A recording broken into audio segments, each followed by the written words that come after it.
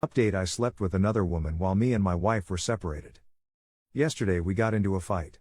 My wife took a few of the kids to a gathering in celebration for the beginning of Ramadan at the Damascus Gate on Thursday, and she let my oldest son go off on his own, when we all knew that the Israeli military would have eventually shown up to disperse the crowd violently.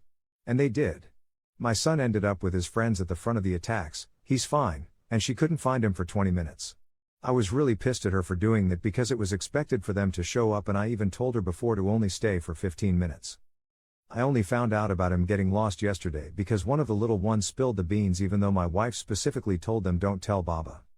So I confronted her about it after the kids went to bed yesterday after much contemplation, and I decided this had nothing to do with our current situation, it was about the kids. I asked her why she would let him go off on his own like that, when it was so dangerous, and she got very defensive.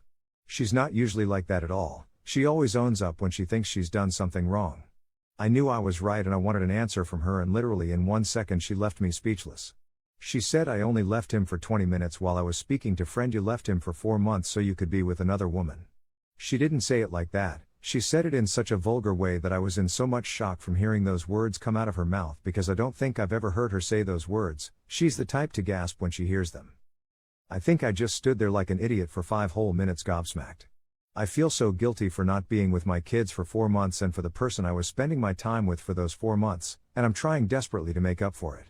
I spend every waking minute that I have with them that I'm not working and they're not sleeping. I used to be somebody who would need a break every now and then, 6 kids, but I literally have no concept of that now. I'll help the older ones with their homework and have in-depth discussions about school and their friends and problems they are having. And I asked my workplace if I could come in later if I stayed later, so I could take an equal part in getting them ready in the morning. I am just trying to be a really great dad, when before I think I was May. My wife is a stay-at-home mom, so childcare was always 70-30. I'm ashamed to admit. I feel such a change in my relationship with my kids now, which I think is really good. At least there's that. I had a very abusive father, so I think that I thought being a good dad meant not beating, neglecting or berating your child. So that comment my wife made really hurt me on the inside. She has every right to be angry with me and get all her rage out any way she wants, so I wasn't angry with her even though I was tempted to ask her not to bring the kids into my mess.